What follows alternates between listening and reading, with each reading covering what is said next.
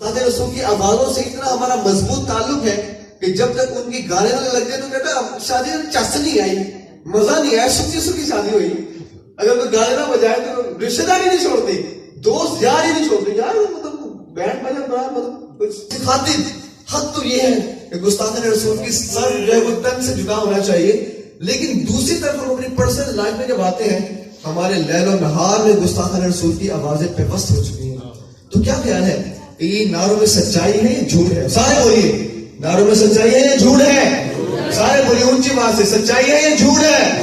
جھوٹ ہے. جو بندہ سمجھتا ہے کہ پھر یہ نعرے ہمارے سوکھے ہیں، ان میں کوئی حقیقت نہیں ہے، تو وہ انشاءاللہ اس بات کا ارادہ کرے گا کہ میں نے اپنی زندگی سے گستاخان رسول سے مکمل طور پر پیچھا چھڑانا ہے.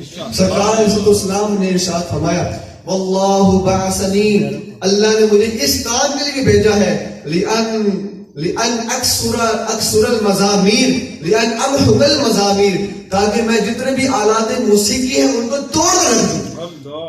حضور نے فرمایا اللہ نے مجھے اس لیے بھی بھیجا جتنے بھی آلات موسیقی ہیں، میوزیکل انسٹرومنٹس ہیں، میں ان کو توڑ کر رکھ دوں.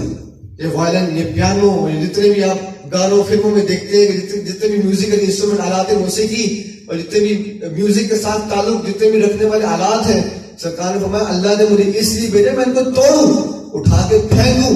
اور ہم اٹھا کے پھینکنا تو بہت دور کی بات ہے. ہینڈ فری لگے ہوتے ہیں، میوزک کو اتنا انجوائے کر رہے ہوتے ہیں، اتنا انجوائے کر رہے ہوتے ہیں، اور ساتھ ساتھ میوزک کو انجوائے کر رہے ہیں، جس کے بارے میں سرکار نے فرمایا میں آلات موسیقی کو توڑنے آیا ہوں. اور ساتھ ساتھ گستاخان رسول کی آوازوں کو کان لگا کر سن رہے ہیں، جس کے بارے میں ہم کہتے ہیں کہ ان کی سزا کیا ہے؟ سرتن سے جدا، سرتن سے جدا. تو یہ سرکار کا امتی سوچو کہ جو کہتے ہیں یا رسول اللہ آپ کی خاطر تو میں سب کچھ دینے کے لیے تیار ہوں، لیکن حضور کی خاطر گستاخان رسول کی آوازوں کو چھوڑنے کے لیے تیار نہیں ہے. تو وہ آوازیں آپ سوچو کیا خیال ہے آپ کا؟ یہ جتنے بھی گانے ہیں، چاہے وہ پنجابی گانے، مثلا میں آپ میں سے بہت سے لوگوں کو یہ باتیں بڑی مشکل بڑی نئی لگ رہی ہوں گی کہ مولوی صاحب نے کیا ٹاپک شروع کر لیا. یہ تو مطلب لازمی ضروری چیز ہے ہماری زندگی کے لیے، لیکن ایک آپ کو دعوت فکر دے رہا ہوں.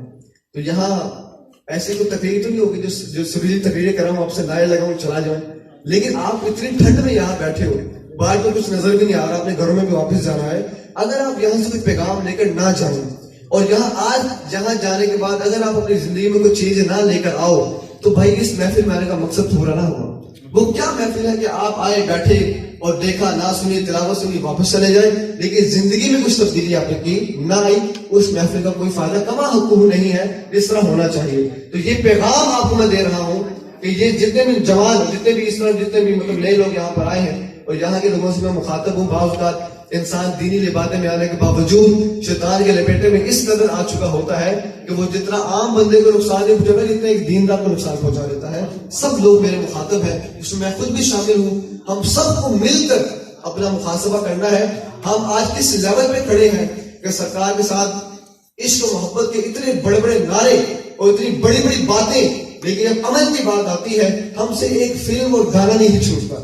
مطلب اس کے بغیر ہماری روٹی نہیں مکمل. روٹی بھی کھاتے ہیں تو سامنے گانے چل رہے ہوتے ہیں، کھانا بھی کھاتے ہیں تو فلمیں چل رہی ہوتی ہیں، گھر پہ بیٹھے ہیں تو سامنے LCD پہ پتہ نہیں کیا کیا چل رہا ہے.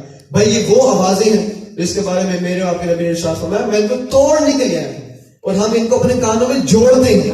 سرکار نے فرمایا میں توڑوں گا، ہم کہتے ہیں میں جوڑوں گا.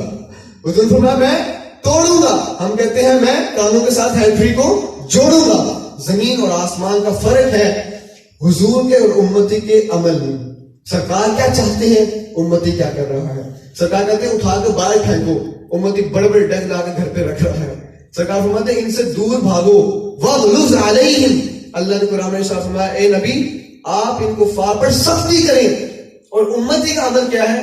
امتی ان کفار کو کان لگا کر سنتا ہے اور ویڈیو موبائل فون میں لگا کر چلاتا ہے، اور ایکٹرز کو اور ہیرو کو ہیروئن کو بڑے مزے سے بڑی نگاہ محبت سے دیکھتا ہے. 2 گھنٹے 2.5 گھنٹے 3 گھنٹے کی فلم بڑے پیار سے اور جناب بڑے غور سے فوکس سے دیکھتا ہے. اور سرکار فرمائے اللہ نے فرمایا ان پر سختی کرو. اور امتی کا عمل کیا ہے؟ ان کے ساتھ بالکل سینے سے لگا کر محبت کر رہا ہے. تو میرے بھائیوں یہ دعوت فکر ہے. اس لیے اگر آج کے بعد